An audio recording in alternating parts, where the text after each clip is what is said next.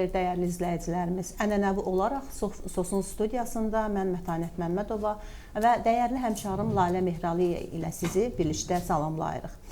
Bu gün də maraqlı bir mövzu ilə sizlərin görüşünə gəlmişik.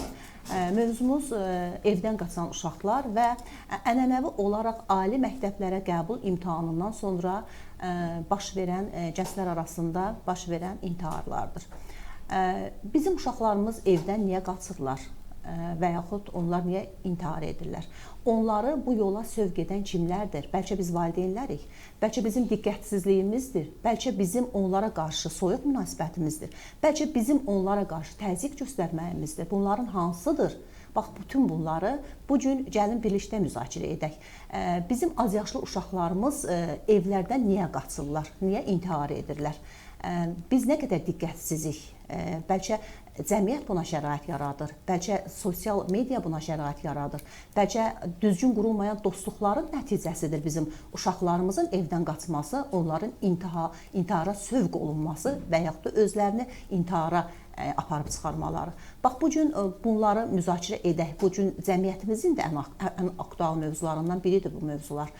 Çünki uşaqlar bizim gələcəyimizdir. Biz nə üçün gənclərimizi itirməliyik?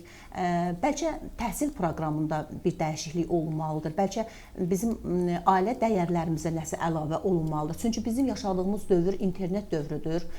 Sosial texnologiyaların daha inkişaf etdiyi bir dövrdür. Bəlkə biz özümüzə bir qədər çəki düzən verməliyik. Bax, bu verilişdə gəlin bu sualların cavabını axtaraq, tapaq. Dəyərli həmkarım Lalə Mehralı ilə mən bu mövzuda dəfələrlə yazmışıq. Ölkədə jurnalistlər arasında ən çox bəlkə də bizi bu mövzular daha çox narahat edir və araşdırma aparsanız görərsiniz ki, daha çox yazan jurnalistlər də bizlərik və elə Laləyə üst tutub demək istəyirəm və Lalə özü də anadır, 3 uşaq tərbiyə edir. Lalə, biz ailədə hansı səhvlərə yol veririk bir ana kimi? Mənim sualımı cavablandıra bilərsənmi? Hansı səhvlərə yol veririk? Uşaqlarla davranışımızda hansı yanlışlara yol veririk ki, bizim uşaqlarımız evdən qaçırlar, bizim onlardan xəbərimiz olmur. Bizim uşaqlarımız intihar dərəcəsinə gəlib çıxırlar. Biz onlar intihar edəndən sonra məsələdən xəbərdar oluruq. Məncə ən böyük səhvimiz valideyn olaraq bizim elədiyimiz ən böyük səhv uşaqlarımızı özümüzün gəncliyimizlə, uşaqlıq dövrümüzlə müqayisə eləməyimizdir.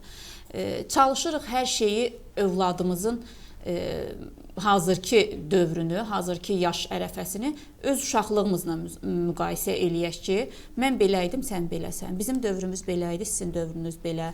Biz belə davranırdıq, siz belə davranırsınız. Bütün bunların fonunda da uşaq daimi olaraq müqayisə olunduğunun fərqinə varır və bugünə qədər eləmədiyi davranışları da nümayiş etdirməyə çalışır, daha asi olur, daha üsyankar olur. Çünki müqayisə edilmək heç bir uşaq üçün xoş deyil. Ümumiyyətlə, müqayisə edilməyi insan təbiəti sevmir. Bu, uşaq da olsa, böyük də olsa belədir. Biz adicə özümüzdən götürək. Bizi kimləsə müqayisə edəndə təbii olaraq qıcıq yaranır bizdə ki, mən mənəm, o odur. Niyə bizi eyni tərəziyə qoymağa çalışırsan? Odur ki, məncə ən birinci səhvimiz uşaqlarımızı özümüzün gəncliyimizlə, uşaqlığımızla müqayisə eləməyimizdir. Biz bir şey unuduruq ki, uşaqlarımız bugün texnologiya əsrində yaşayırlar və bizim yaşadığımız əsrdən, ildən, dövrdən çox fərqli vəziyyətdə yaşayırlar. Onların ən böyük mübarizəsi elə texnologiya ilə aralarında olan münasibətlərdir. Biz unuduruq ki, uşaqlarımızın hər tərəfli hücuma məruz qaldığı bir dövrdə yaşayırıq. Texnologiya hər tərəfli hücum eləyir. Televiziyalar, smartfonlar, kompüterlər, sosial şəbəkələr, oyunlar, elektron, onlayn oyunlar. Yəni, hər tərəfli uşaqlarımız bu hücumların ünvanıdır, hədəfidir. Bu hədəfə məruz qalan uşaqların bəziləri öz dərsindən, öz məktəbindən uzaqlaşır. Təbii olaraq o çevrəyə düşür, o oyun çevrəsinə, sosial şəbəkələrin tələsinə. Bəziləri də iradəsi möhkəmdir və valideyn nəzarəti bəlkə də rol oynayır. Bəlkə də təbiətən elədir ki, oyunlara, sosial şəbəkələrə marağı yoxdur, dərsinə adaptasiya ola bilir. Ümumilikdə buna görə müqayisə eləmək lazım deyil ki, əlinin uşağı yaxşı oxuyur, mənim oğlum niyə oxumadı? Və əlinin qızı ali məktəbə girdi, mənim qızım niyə girmədi? Bu kimi müqayisə eləməklə uşaqlarımızı əslində oxumağa sövq eləmirik, oxumağa yönləndirmirik. Daha da asi, üsyankar olmasına məncə yol açırıq. Valideynlər bunun fərqində olmalıdır, mənə elə gəlir. Ümumiyyətlə, imtahanlar ərəfəsində intiharların çox olması məsələsi də məncə burada valideynlər biraz da günahı özündə axtarsın ki, niyə intiharları adətən imtahan ərəfəsində baş verir intiharlar. Burada bəli, rol oynayır təhsilin ağırlığı, dərs yükünün ağırlığı, ali məktəb imtahanlarının məsuliyyəti uşaqların boynunda bir növ yükdür. Amma unutmaq lazım deyil ki, bu yükü də dolayısıyla valideynlər yükləyir uşaqların çiyninə. Əgər uşağımız oxumaq istəmirsə, oxumasın, sadəcə oxumasın. Niyə məcburiyyət qarşısında qalıb onu oxutmaq istəyirik? Siz və mən də valideynəm.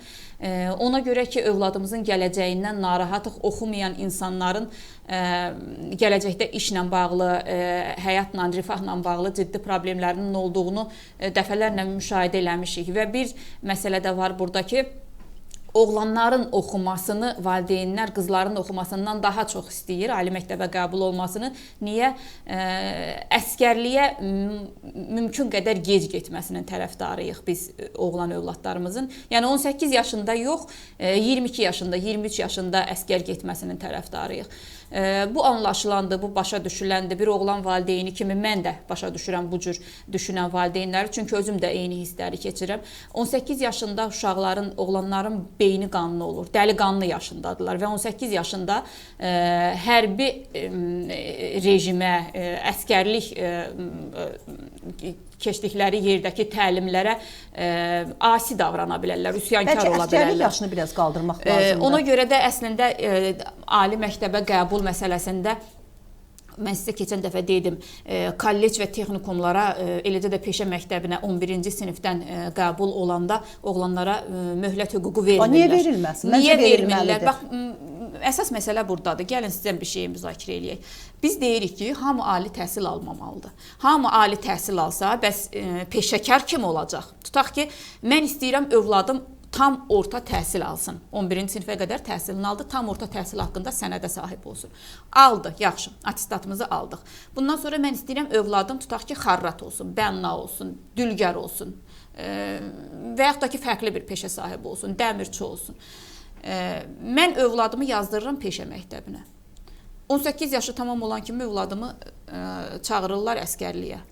Peşə təhsilində qalır yarımçıq. Peşə təhsili də elə təhsildir ki, təhsil sistemidir ki, o davamlı olmasa, arada o vaxt məsafə veriləndə artıq o davamı gəlmir. O uşaq öyrəndiyini də yadırğıyır. Xüsusilə oğlan uşaqları. Əskərlikdən sonra o gəlib onun əvvəlki effektlə, təbii ki, davam eləməyəcək. Xüsusilə oğlan uşaqları, oğlan valideynləri məni çox yaxşı anlayır. Oğlan valideynləri çox yaxşı bilirlər ki, təhsilin arasına əskərlik girdisə, çox nadir halda oğlanlar gəlib təhsilinə davam edir. Tutaq ki, 18 yaşında əskərlikdən oğlanlar sanki yetişib gəlirlər. Onlar orada bütün fikirlərini dəyişirlər. Yəni əskər anası olmuşam mən. Ona görə bilirəm ki, bu necədir də. Əskəriyə ki, övlad oğlun getdi əskəriyə, o qaydanda orada başqa bir adam üçün gəlir. Təhsil almaq istəmir. İdeyalar da dəyişir, fikirləri də dəyişir. Təhsilə münasibəti ola da bilər, olmaya da bilər. Artıq o özü üçün yeni iş qurmaq istəyir. Yəni təhsil istiqaməti artıq valideynindən razılaşmır. Həm də Layla bayaq deyirsən ki, mən istəyirəm ki, xarrat olsun, dülgər olsun. Bax, biz istəməyək bunu. Bizim övladlarımız istəsinlər. Məsələn deyirəm. Biz onu ibtidaidən elə yetişdirək. Yox, tutaq ki, mən görürəm ki, oğlum 11-ci sinifi bitirdi. Mən görürəm ki, onun marağı maşın sənayesinədir. Tutaq ki, ustalığadır. Yaxşı bir usta ola bilər və yaxud da ki, yaxşı bir kompüter ustası ola bilər, yaxşı bir hər hansı bir peşənin icraçısı ola bilər. Mən də valideyn olaraq oğlumdakı bu istedadı kəşf eləyirəm və fikirləşirəm ki, peşə məktəbində bunun yaxşı peşəsini öyrənə bilər və oğlum gələcəkdə bununla bağlı çox yaxşı bir usta ola bilər, peşəkar ola bilər. Və oğlumla məsləhət eləyirəm, tutaq ki, yazdırıram oğlumu peşə məktəbinə, qəbul olur. Peşə təhsilinə başlayanda yaşı bitən kimi əsgərlikdən çağırış gəlir. Axı biz deyirik ki, ali təhsil hamı üçün vacib olmamalıdır. Əgər bir uşağın istedadı varsa, qoy getsin hər hansı bir peşəni öyrənsin. Qoy yaxşı bərbər olsun, yaxşı dülgər olsun, yaxşı usta olsun. Hər bir valideyn sənin kimi fikirləşmir. Fikirləşən valideynlər var. Ali təhsil haqqında fikirləşən valideynlər var. Bugünkü müasir cəmiyyətdə. Bu şansı oğlanlara vermirsinizsə, siz əskərlik möhləti vermirsinizsə, kollec, texnikum, peşə məktəbində, kimin marağı olar o peşə məktəblərinə, o kolleclərə? Az bal yığan uşaqlar var ki, həyatın sonu deyil, az bal yığır.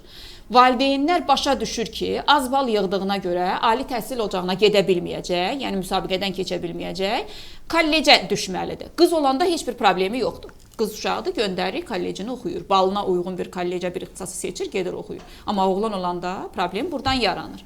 Niyə kollecə gedə bilmir? Çünki əskərlikdən möhlət hüququ verilməyəcək.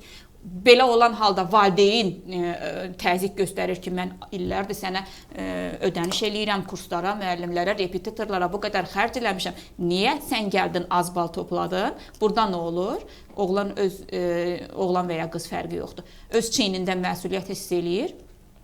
O balı yığa bilməməyin məsuliyyəti altında əzilir. Əgər biraz da iradəsi zəifdirsə, biraz da təbiətən depressiv təbiətdədirsə, çıxış yolunu nədə görür? Ya dərman içməkdə, ya özünü asmaqda, ya da hansısa göydələndən özünü atmaqda. Bundan sonra valideyn nə qədər dizinə döysə, nə qədər saçını yolsa, üzünü cırsa, heç nəyin faydası yoxdur. Bunu zamanında düşünməliydin ki, övladıma bu qədər təzyiq eləyirəm ki, məktəbə gir, ali təhsil al. Əgər övladım mənim tələblərimə cavab vermirsə, bunun başqa bir yolunu tapmaq lazımdır. Eybi yoxdur. İmtahandan çıxanda ki, sən gördün ki, övladın yaxşı nəticə göstərməyib, ona təskinlik ver. Onun yanında ol. O artıq bunun məsuliyyəti onun çiynindədir, onu əzir bu məsuliyyət. Biraz da sən üzərinə getməklə, biraz da sən ona təzyiq göstərməklə övladına yaxşılıq eləmirsən. Artıq olub. Bir şey ki olub, olandan sonra onun üçün heyfslənməyə, onun üçün yanıb yaxılmağa heç bir mənası yoxdur. Övladına sən zamanında əgər bununla bağlı görsəydin ki, təhsil almır və yaxud da ki, oxumaq istəmir, peşəyə 9-cu sinifdən düzdür, peşə məktəblərinə yönləndirmək olur. Bu da onun da bir ayrı cür yəni çatışmazlıqları var peşə məktəblərində. Bayaq dediyimiz kimi əskərlik məsələsi və bir də peşə məktəblərinin hamısında peşənin öyrədilməməsi məsələsi. Bu da realdır. Kimin sənəd üçün düzdür yazdırırıq övladımızı peşə məktəbinə, amma bütün peşə, xüsusilə də rayon peşə məktəblərində ciddi təchizat məsələsi var, problemi var. Ona görə də valideynlər istəmir ki, övladı peşə məktəbində təhsil alsın, çünki keyfiyyətli təhsil yoxdur peşə məktəblərinin bir çoxunda. Mən bunu hamısına şamil eləmirəm.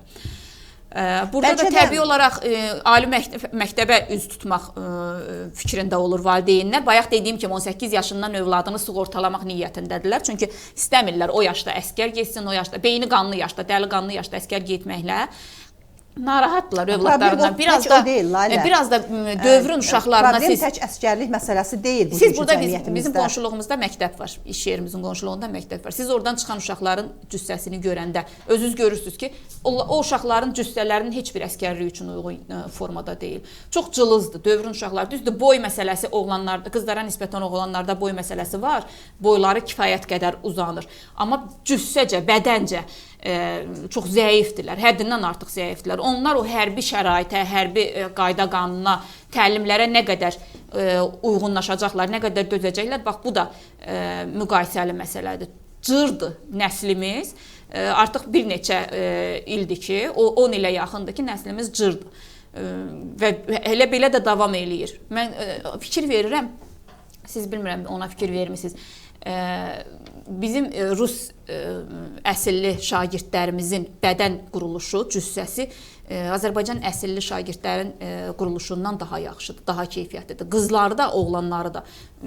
Biraz bizim uşaqlarımız onların yanında dayananda yaş fərqi olduğunu düşünürsən. Hər ikisi 11-ci sinif şagirdidir. Hər ikisi 16 yaşındadır, 17 yaşındadır. Amma yan-yana duranda rus əsilli şagirdlərin daha böyük olduğunu düşünürsən. Əslində elə Binəyi qədimdən, yəni tarixən biz qazlılar daha cüssəli olublar. Enli kürək olublar, yoğun biləkli olublar. Onlar ki, bir neçə uşağın misalında ola bilər məsəl üçün. Amma mən belə düşünürəm ki, ümumilikdə götürəndə bizim xalqımız, ümumiyyətlə Qafqazlılar daha cüssəli olurlar. Mən məktəb uşaqlarım olduğuna görə müşahidə çox edirəm. Bir də mən düşünürəm ki, Lalə, o boyun alçaq olmasında, cüssəsiz olmada heç bir problem yoxdur əsgərlik üçün.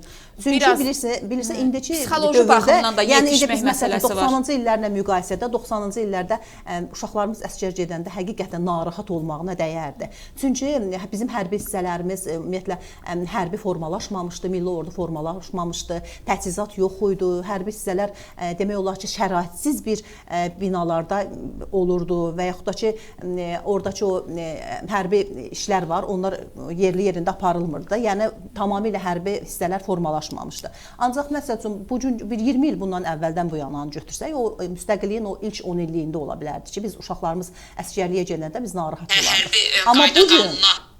Amma bu gün bizim övladlarımız əsgərliyə gedirlərsə, onların boyunun, bədənlərinin, cüssələrinin nə böyük, kiçikliyindən asılı olmayaraq o qədər gözəl təchizat var ki, düzdür, biz valideyn kimi narahat oluruq. Amma təchizat o qədər gözəldir ki, bu gün Azərbaycanın bütün bölgələrində. Bir var, az yaşlı, tutaq ki, 18 yaşında gedib 1 il 6 ay xidmət eləyə, valideyn çox narahat qalır ki, övladım öz fikrini ifadə eləyə bildimi, özünü görəsən ac qalmır, görəsən susuz qalmır, görəsən incitmirlər, görəsən bizim başımızda o qədər çox dolanır ki, o sual. Valideyn olaraq, təbii olaraq hamımızın ağlına gəlir. Biz bilirik ki, normal əgər ölkə standartlarından gedirsə, elə söhbət ola bilməz. İndi informasiya əsridir, hər şey, hər an, hər yerdə yayıla bilir. Amma yenə də valideynsənsə, o görəsənlik, o bəlkə həmişə bizim başımızdadır. Mümkün deyil ki, mən elə bir valideyn inanmıram olsun ki, bəlkə və ya görəsən sualları onun beynində dövr eləməsin. Övladınla bağlı bütün valideynlər məncə elədir. Məncə elə bu məsələni imtahan ərəfəsində də düşünmək lazımdır ki, övladım əgər bal yığmasa necə davranmaq lazımdır ki, intihara yol açmayaq, evdən qaçmasın, evdən qaçma halları da çox olur. Biz biraz mövzudan kənarlaşdıq. Bizim demək mövzumuz bu gün evdən qaçan uşaqlardır və intihar edən uşaqlardır. İntiharın əsasında da, yəni bizi narahat edən intiharlardan əsasən bu ali məktəblərə qəbul imtahanından sonra baş verən intiharlardır. Bax, bu intiharların əsasında nələr dayanır? Mən o nüanslara toxunmaq istəyirəm.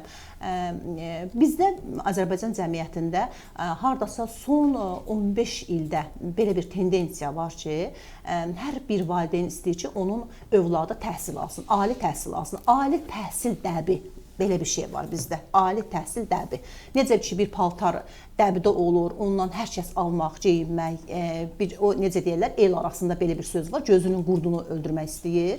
Eləcə də bizim təhsil prosesində, bax, belə bir şey var ki, bizim ümumiyyətlə cəmiyyətimizin geridə qoyan, necə deyirlər, bizim el dilində desək, evimiz yıxan, bizim bu bəhsəbəslik prinsipimizdir. Biz bəhsəbəsliklə yaşayırıq. Bu gün, yəni bunu mənim dediklərimi təsdiq eləyənlər də olar. Bu gün qonşu bir 2 mərtəbəli ev tikdirdisə, biz narahat oluruq ki, bizim niyə ondan olmasın? Qonşu maşın aldısa, narahat oluruq ki, bizim niyə ondan olmasın? Gedirik banklara, kreditlərə giririk, çətinliyə salırıq özümüzü, başlayırıq biz də 2 mərtəbəli ev tikdirik. Əksəriyyətimiz belədir. Mən yəni hər kəsə şamil eləmirəm, amma əksəriyyətimiz biz bu xarakterdəyik. Və yaxud da ki, qonşu qızına bu cür cehiz verdi, mən niyə ondan geri qalım? Qonşu qızına bu cür toy elədi, bu cür xına yaxtı keçirdi, mən niyə ondan geri qalım? Bax, bütün bu bəhsəbəslik bizim təhsil məsələsində də var.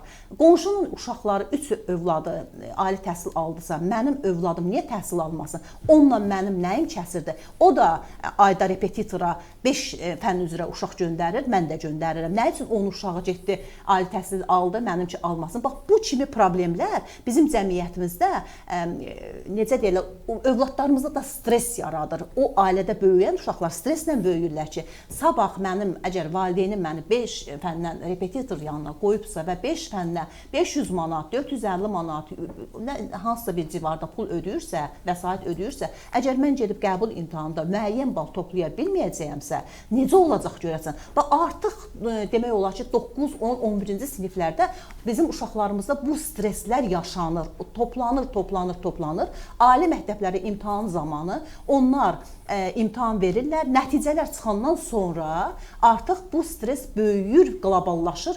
Necə deyirlər, uşağı dəhşət bürüyür ki, mən valideynimin qarşısına necə çıxacam? Onun bu 3 ildə, 4 ildə mənə ayırdığı sərmayə qarşısında mən nə cavab verəcəm?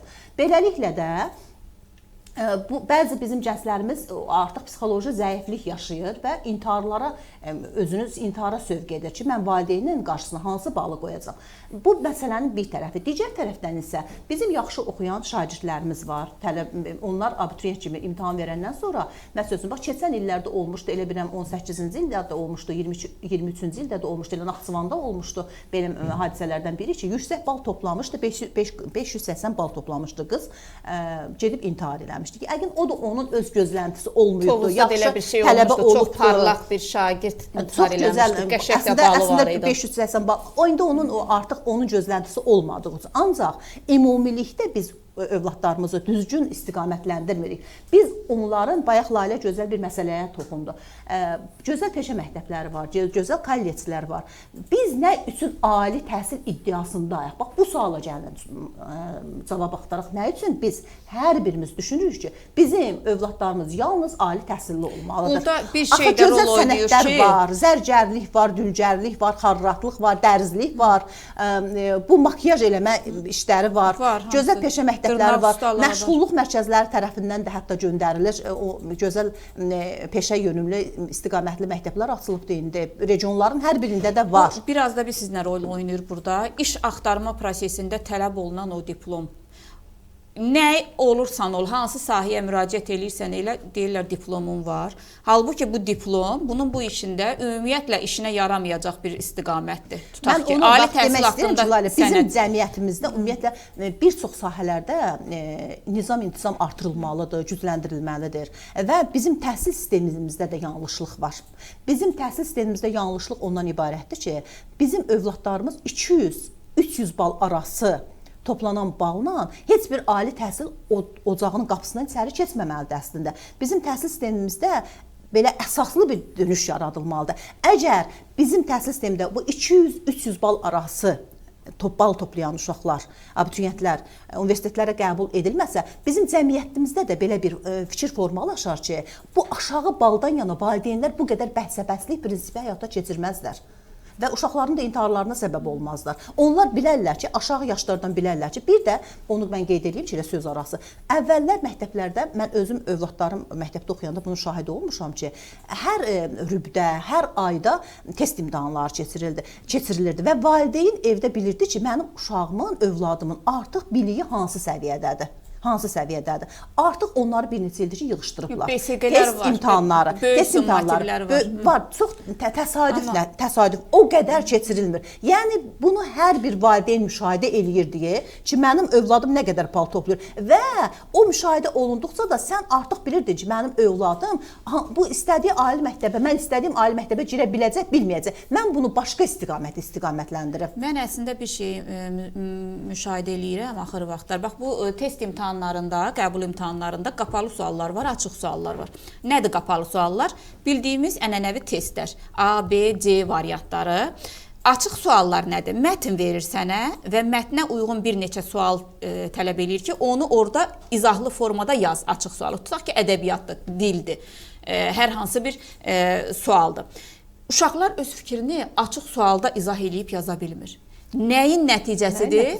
Testin nəticəsidir. Uşaqlarımız öyrəşib, hə, yox. Hə, yox. Yəni, dairəyə almağa uşaqlarımız öyrəşib ki, yalnız dairəyə alsın cavabı, ətraflı heç bir məlumatı yoxdur. Mən özüm dəfələrlə müşahidə eləmişəm bunu.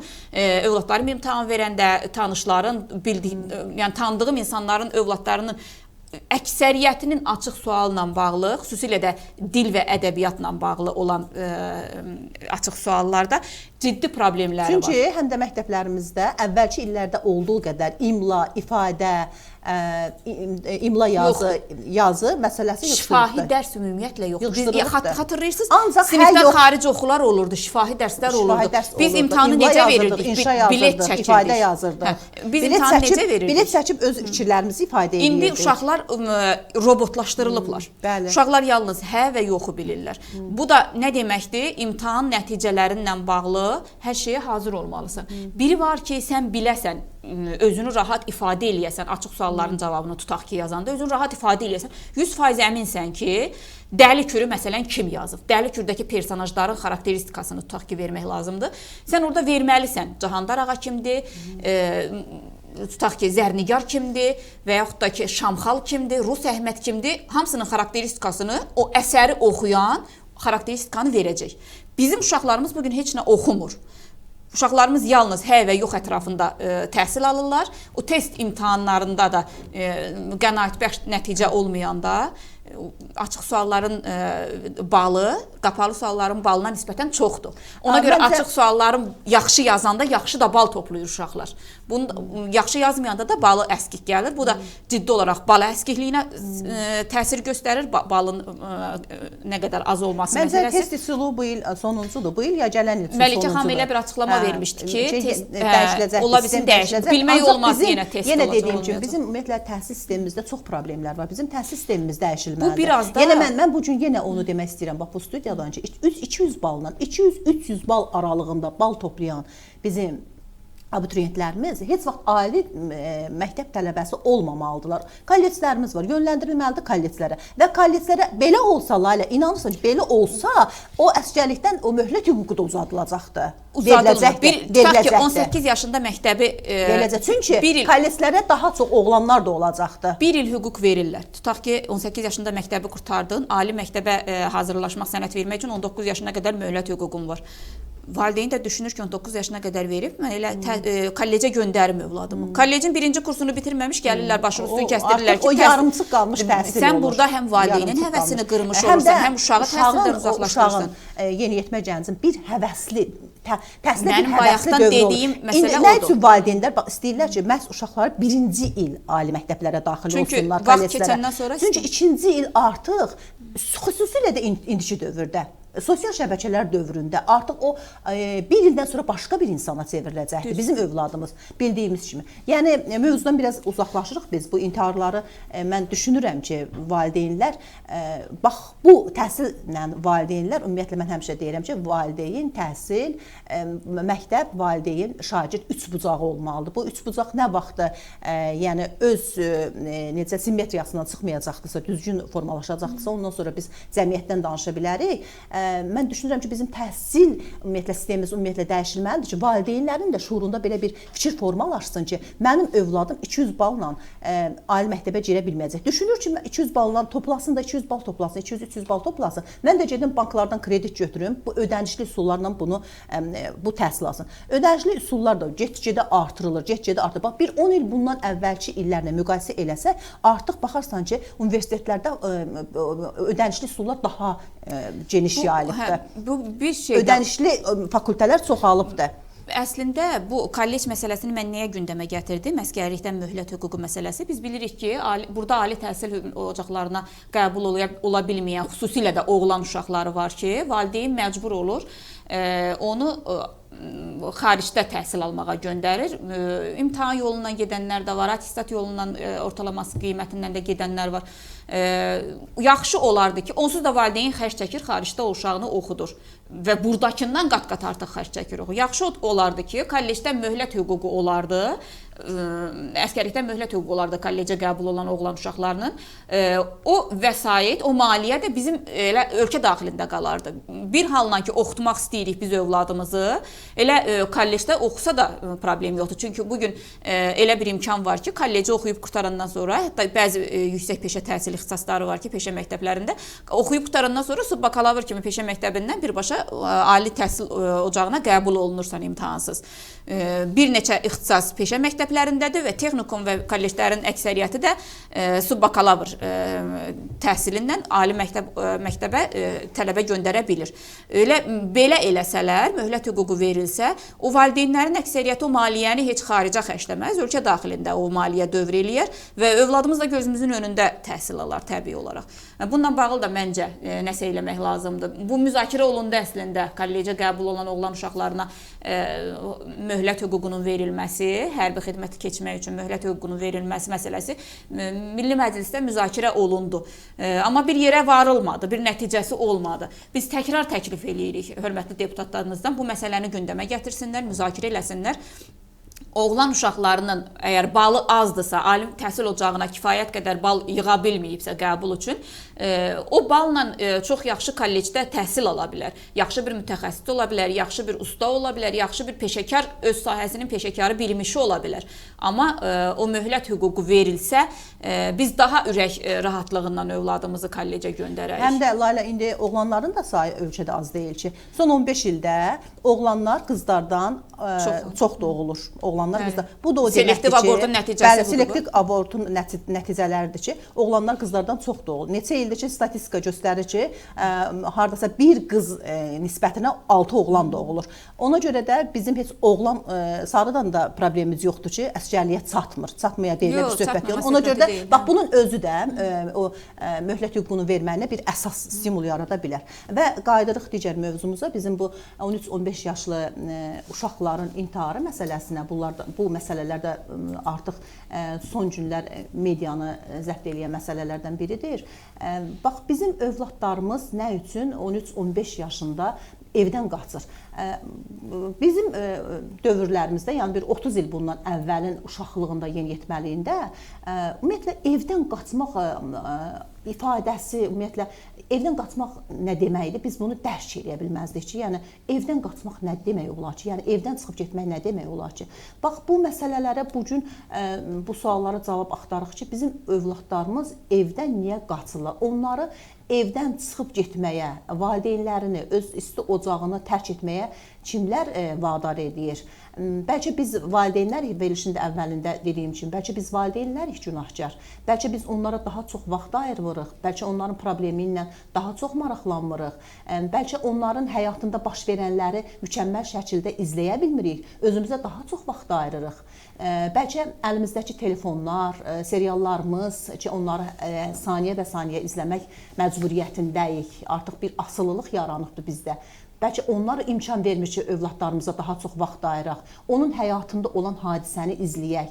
Övladımız məktəbdən evə gəlirsə, onun üzündəki ifadəni biz nə üçün ana olaraq oxuya bilmirik? Günlərlə davam eləyir. Yəni evdən qaçmaq prosesinə qədər görün, nə qədər vaxt keçir. Biz nə üçün ana olaraq görə bilmirik ki, bizim uşağımızın həyatında nə baş verir? O telefonla nə qədər məşğuldur? Smartfon əlində neçə saatdır bu məşğuldur? Kimlərlə nə yazışır? Kimlərlə nəyə baxır? Hansı filmləri izləyir? Hansı cizgi filmlərinə daha çox baxır? Hansı oyunlarla, o PlayStation oyunlar var ki, inanırsınız ki, bir dəfə mən müşahidə eləmişəm. Orada elə qəribə səslər var, insanın birbaşa şuur altına təsir eləyən, insanı dəli olmaq vəziyyətinə gətirib çıxaran səslər var orada. Bəlkə daha bunlardan qaynaqlanır bizim uşaqlarımız və yaxud da ki, artıq sosial şəbəkələrdə bunlar kimləsə dostluq eləyirlər, onlar bunları vadar eləyir evdən qaçmağa. Axı bizim Azərbaycan olaraq cəmiyyətimizdə tarixən belə hadisələr çox az müşahidə olunubdur. Yəni olmayıb. Bu son dövrlərdə bu, yenə dediyim kimi, bir dəb kimi ortalığa çıxıbdır ki, bizim uşaqlarımız evdən qaçırlar. Bəlkə bizim telekanallarımızda, bəlkə yox, bəlkəsizdir, bizim telekanallarımızda verilişlər var ki, birbaşa bizim uşaqlarımızın şuuruna təsir eləyir. Biz uşaqlarımız evdən itkin düşür, biz onları tapıb televiziya kanallarının o dırnaqarası verilişlərində onlarla görüşməli və cəmiyyətə sərgiləyirik ki, bizim övladımız evdən qaçmışdı, onu tapdılar, gəldilər, filan adamın verilişində, filan aparıcının verilişində bizə təhvil verdilər. Bax, bütün bunlar digər uşaqlarda da belə bir fikir formalaşdırır ki, hə də evdən qaçacağam, gedəcəm, sonra məni axtaracaqlar, tapacaqlar və bu bir də düzgün tərbiyə verməməyin səbəbidir ki, biz uşaqlarımızı bir qədər də bəlkə də ərköyün böyüdürük. Nə istədisə olur, nə istədisə alınır və uşaqda belə bir fikir formalaşır ki, mən sabah evdən qaçıb getsəm, mənim valideynlərim hökmən məni çox sevirlər, axtaracaqlar, tapacaqlar, qaytarıb gətirəcəklər və yaxud o cür bilmir ki, axı onu qarşıda nə gözləyir. Bu evdən çıxıb getməyin qayıtmamağı da var. Qayıdarkən tamamilə başqa formada evə qayıtmağı da var.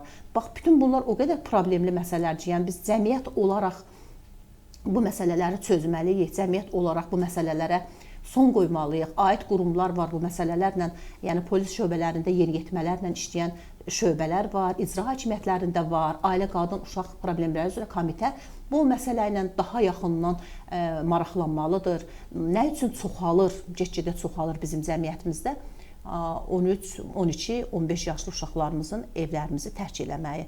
Deməli, biz öz valideynlik missiyasını yerinə yetirə bilmirik. Biz bugünkü sosial cəmiyyətlə övladlarımızın arasındakı münasibətləri tənzimləyə bilmirik. Elə deyilmi, Lalə?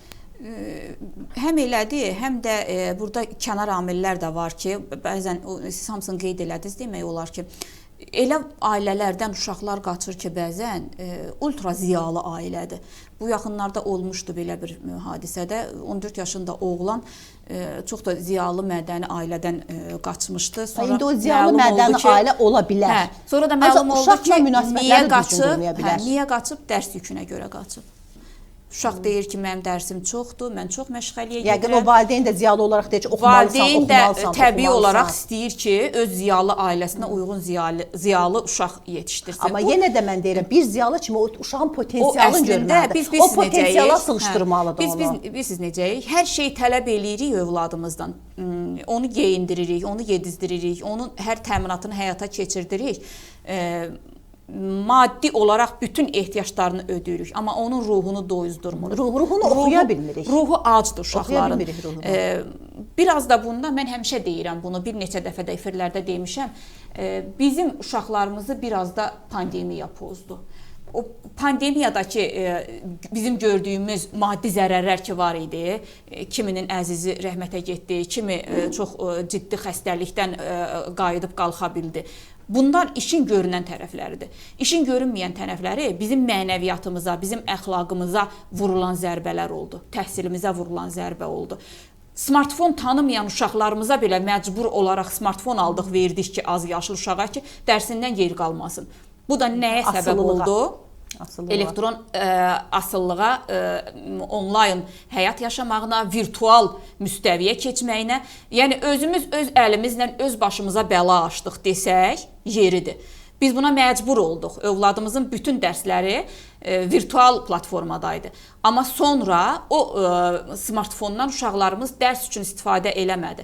Bugün 8 yaşında qız uşağı, gözümün şahidi oldum və buna ciddi formada çox narahat oldum mən. 8 yaşında qız uşağı qısa şort və göbəyi açıq maykada, köynəkdə, Azərbaycan dilində, kameranın qarşısında mahnı oxuyub, oynayıb, bunu rahat şəkildə TikToka yükləyə bilir. Və valideyn bunu görmür, əlbəttə ki, görür. Əlbəttə ki, hər şey valideynin nəzarəti altında baş verir. Sadəcə valideyn övladının üzərindən pul qazanmaq naminə buna səs çıxarmır.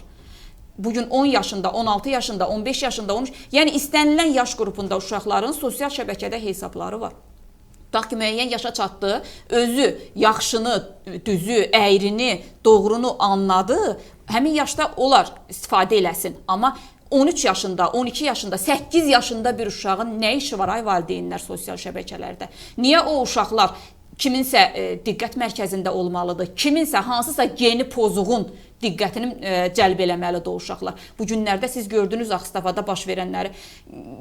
İnsan deyə bilmir, dilinə gətirə bilmir. Mən o qədər mənəvi əzab keçirdirəm ki, 2 yaşlı uşağa belə təmas salıb qaçırdan geni pozuqlarla doludur dünya. Övladınızı uzaqlaşdırın virtual platformalardan. Övladınızı özünüzdən belə qoruyun. Yəni nə mənada özünüzdən qoruyun? Elə paylaşmayın. Övladınızı şəkili paylaşırsınız, videonu paylaşırsınız. Bilmirsiniz ona kimlər baxır. Bilmirsiniz kimlər endirir, baxır telefonunda. O şəklin, o videonun başına kimlər nə oyunlar aça bilir. Çox təhlükəli bir dövrdəyik, çox təhlükəli bir zəmanədir. Texnoloji imkanlardan istifadə edib bugün sizin şəklinizin, videonuzun başına elə oyunlar açırlar ki, özünüz də görəndə mat qalırsınız, məətəl qalırsınız. Və siz övladınızı sosial şəbəkələrdən, virtual platformadan qorumadığınız üçün sabah onun başına bir iş gələndə ahvah eləməyin. Sabah o uşaq evdən qaçanda, kimlənsə vədələşib, kiminsə yanına qaçanda, gedib qızınızı hansısa evdən tapıb çıxardanda, bunun günahını başqasında görməyin, bunun günahını texnologiyada görməyin, dövrdə görməyin, zəmanədə görməyin. Bunun günahını birbaşa olaraq özünüzdə görün. Həzrət Əlinin çox gözəl bir kəlamı var. Deyir, uşaqlar valideynlərindən çox zəmanəsinə bənzəyir. O zəmanədə tərbiyə olunan uşaqları biz dünyaya gətirib buraxırıq bu tərbiyəyə. Bizim genimizi daşıyır, bizim qanımızı daşıyır. Bizdən nəsə yoğrulub o uşaqların bədəninə, ruhuna, mənəviyyatına. Özümüz öz əlimizlə yoğurmuşuq övladımızı. Düzdür, zəmaniyə bənzəyir övladımız. Amma biraz da bizdən nəsə alıb axı. Biraz da bizim genimizi daşıyır, qanımızı daşıyır axı. Ona görə də övladlarımızın zəmaniyə oxşamasına şərait yaradırıq. Biz ona şərait yaradırıq ki, o smartfonları, o azad internet məkanını övladımızın qarşısında sərgiləyirik. Sonra da başına bir iş gələndə övladımızın deyirik ki, hər şey zəmanədəndir, hər şey texnologiyadandır. Axı 8 yaşında bir qız çılpaq bir vəziyyətdə, mən ona düz deyil, o körpədir, o geyimi geyinə bilər, o şortla geyinə bilər, göbəyi çöldə də geyinə, o körpədir. Biz ona, mən ana olaraq, Mətanət xanım ana olaraq və yaxud da ki, sən əziz tamaşaçı, ana, ata olaraq ona pis baxa bilmərik. Amma hamı bizim kimi əxlaqlı ola bilmir. Hamı bizim kimi o saf duyğularla baxmır o uşaqlara. Bayaq dediyim kimi, o qədər geni pozuq insan var cəmiyyətdə. 2 yaşında uşağı qaçırdan insanlar, 2 yaşında uşağa təcavüz eləyən insanlarla eyni cəmiyyətdə yaşayırıq biz. Siz bunu qəbul eləyin, bunu dərk eləyin və övladınızı mümkün olan hər bir şəraitdə qoruyun. Ümumiyyətcə internet məkanda uşaqların şəkillərini, fotolarını paylaşmasına qarşıyam mən. Belə, əgər şəklini paylaşırıqsa, videosunu paylaşırıqsa, like uğruna, baxış uğruna, uşaq üçün adiləşdiririk bu vəziyyəti. Uşaq da fikirləşir ki, mən TikTok çəkib paylaşsam nə olacaq ki, valideynim onsuz da məni paylaşır. Eləcə də geyimlər. Biz uşağı balaca yaşlarından necə geyindiririksə, artıq böyüdükcə də onda formalaşır ki, mən elə bu cür geyinə bilərəm də. Hər şeyə biz yol açırıq. Layla, indi bu gün ailələr var, mən yəni bu yaxınlarda da bir toy mərasimində iştirak edirdim. Yəni bütün qohumlar orada iştirak edirdilər. Mən orada bir daha yəni şahidi oldum ki, bu gün valideynlər, uşaqları valideynlər yedirtmir. Mən belə bir yazıda yazmışdım. Uşaqları valideynlər yedirtmir, telefonlar yedirdir. Bir mərrə ki, valideyn uşağın qarşısına telefonu açıb qoymasa o uşaq yemək yemir. Böyüklərdə də var o xəstəlik. Onu artıq o elə yetişdiribdir. Bu uşaq yemək yemir. Bunu aparmaqdan, həyətdə gəzdirməkdən ki, təmiz hava vursun bunu, ağzını açsın, mən bunun ağzına bir qaşıq yemək qoyum. İndi uşaq da yemir. Uşaqların hamısı elə olur da. Bu vəziyyətdən çıxış yolunu asan tapmaq üçün atırlar. Cizgi filmini və yaxud da ki, bir videonu qoyurlar uşağın qarşısına. Uşaq ora baxar. İnanırsan ki, qeyri-adi ağız açılır, yumulur. O onun nə dadını hiss edir o yeməyin, nə onda yemək yerkən fokuslanıb sonra onun nə dadını bilir. Yəni o uşaqlarda da başda inkişaf normal getməyəcək. Çünki yemək yerkən onun ləzzətini hiss edərkən o sənə bədəni və nəsə verə bilər. Bax, bu gün əgər biz övladlarımızı telefonla yedirdiriksə, sabah biz o uşaqlardan nə gözləyə biləcəyik? Onlar TikTokda çəkəcəklər, qoyacaqlar videolarını TikTokda, sosial şəbəkələrə. Onlar birazdan pul çıxardı. Valideynin kartından pul çıxardır, oyunlara qoşulur. Birazdan sonra ümumiyyətlə bu telefonsuz yaşaya bilməyəcəklər, necə ki biz yaşaya bilmirik. Biz yəni bayaq sən yaxşı bir söz dedin ki, Həzrəti Əlinin bir kəlamını dedin. Mən isə artıq Həzrəti Əli bu dövrdə yaşasaydı o kəlamı başqa cür deyərdi ki, ay valideynlər, nə üçün övladınızı özünüzə oxşatmağa çalışmırsınız? Cəmiyyətə oxşatmağa çalışırsınız. Biz sövq edirik, onlar üçün yol açırıq. Hansı ki, müəyyən yaş dövrünə qədər, mən düşünürəm ki, bir 12 yaşa qədər biz uşaqlarımızı ümumiyyətlə sosial şəbəkələrdən uzaq saxlamalıyıq. Ondan sonra başlamalıdır. Elə sən anadan olan kimi bu başlamamalıdır ki, bu uşaq hələ danışa bilmir. Bu uşaq hələ normal durub yeriyə bilmir, iməkləmir. Artıq əlində telefon var. Bilir ki, bu telefon nədir? Biz onu sizlə çox müzakirə eləmişik burada ki, ümumiyyətlə uşaqlarının məhrəm videolarını paylaşan valideynlərin sayı günü-gündən. Günü-gündən. Onu yəni, uşağını çimdiyi yerdə paylaşmaq, bu artıq valideynlik deyil. Bu uşağının açıq-aşkar tam tersini, sarğını dəyişdiyi yerdə paylaşır. Mən bunun adını tapıb deyə bilmirəm. Paylaşır. Niyə paylaşırsan? Övladının niyə məhrəm yerlərini başqalar, milyonlarla insan görməlidir? Bax, problemi biraz da gərək insan özündə axtarsın. Bizə rəylər gəlib, onlardan bir neçəsini oxuyaq. Samirə xanım yazır ki, yeniyetməlik dövründə baş verən psixoloji dəyişikliklər hansılardır? Biz bununla bağlı təbii olaraq bir psixoloq kimi danışa bilmərik, amma hər ikimiz sosial həyatın içində olan bir sosial həyatımız olan vətəndaş kimi və jurnalist kimi deyə bilərik ki, ümumiyyətlə yeniyetməlik dövrü olduqca çətin dövrdür. Mən də yaşamışam o dövrü övladımda, Mətanət xanım da yaşayıb və yeniyetməlik yaş çağında olan bütün valideynlər o sınaqdan mütləq keçir. Yeniyetmə övladı olan valideynlərin əksəriyyəti bilir ki, yeniyetmə övlad sınaqdır. Kimimiz bu sınaqdan uzaq çıxırıq, kimimiz çıxa bilmirik, sinifdə qalırıq. Ona görə də biraz da uşaq psixologiyasından anlamaq lazımdır, biraz sosial çevrə psixologiyasından anlamaq lazımdır. Hansı dövrdə yaşadığımızın fərqində olaraq tərbiyə eləmək lazımdır uşaqları ki, dövrlə, zamanla uyğunlaşa bilsin, adaptasiya ola bilsin. Nə zamanın ixtiyarına buraxmaq lazım deyil uşaqları, nə də zamandan təcrid eləmək, çevrədən təcrid eləmək lazım deyil ki, sonra problem yaşamasın uşaqlar. Ümumilikdə uşaqlar bizə Allah Taala tərəfindən verilən əmanətdir. Bəli, elə bir söz də var. Və yeniyetmə dövründən ki, sonra gəncliyə keçir ki, biz onları cəmiyyətə veririk. Biz onda Allah Taala qarşısında bir hesabat veririk ki, sənin bizə verdiyin əmanəti biz bu gün cəmiyyətə necə təqdim edirik? Bax, bunu dərk eləmək lazımdır. Bunu dərk edən hər bir valideyn düşünürəm ki, övladını ən kiçik yaşından o cəmiyyətə verdiyi dövrə qədər möhtəşəm şəkildə böyütməyə çalışar. Uşaq və yeniyetmələr hansı səbəblərdən evdən qaçırlar deyə bir sualımız var. Bayaqdan danışdığımız məsələdir, artıq bu suala cavab verdik. Zeynəb xanım soruşur, uşaqlara və yeniyetmələrə öz problemləri ilə bağlı düzgün dəstək göstərmək üçün hansı terapiya və məsləhət xidmətləri mövcuddur? Bizim ölkəmizdə uşaq qaynar xətti var ki, artıq 12 il ya 13 ildir ki, o xidmət fəaliyyət göstərir və uşaqlar çətinə düşəndə, hər yerdə vurublar. Bəli, çətinə düşəndə uşaqlar ora zəng eləyib öz problemlərini deyə bilir və oradan lazımi yardım ala bilirlər. Biraz da bizdə mental dəyərlərimiz var ki, hər şeyi valideyninimizlə müzakirə eləmirik. Biz elə yetişmişik, bizim nəsil elə yetişdi. Məsələn, mən xatırlamıram ki, hər hansı bir problemimiz olanda atamızla onu çox rahatlıqla müzakirə eləyə bilərdik. Çünki qapalı mühit idi. İnsanlar valideynlərinə qarşı, valideynlər uşaqlara qarşı. İndi elə deyil. İndi açıq mühitdir. Sadəcə valideyn övladı ilə arasında məsafəni də nə yaradır? Vaxt. Vaxtı özünə sərf eləyir, övladına sərf eləmir. Burada axırda bizim bir dənə də bir sualımız var. Bu kimi problemlərin qarşısını almaq üçün nə etmək lazımdır? Mən belə bu sualla da bəlkə verilişimizi yekunlaşdıraq. Bu suala cavab olaraq bildirmək istəyirəm ki, bu demək halların qarşısını almaq üçün biz özümüzdə dəyişiklik eləməliyik, özümüzə qayıtmalıyıq. Biz özümüzdən çıxıb, öz cəmiyyətimizdən, öz mentalitetimizdən çıxıb çox uzaqlaşmışıq.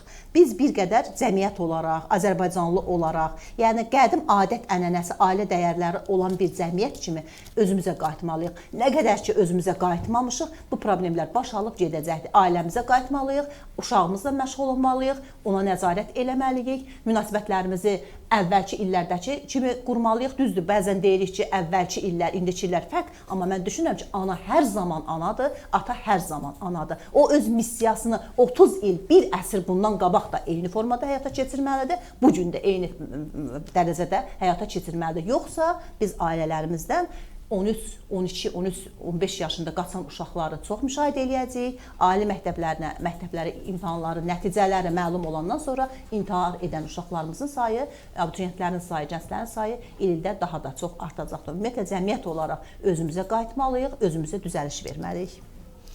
Belə növbəti həftə görüşərik.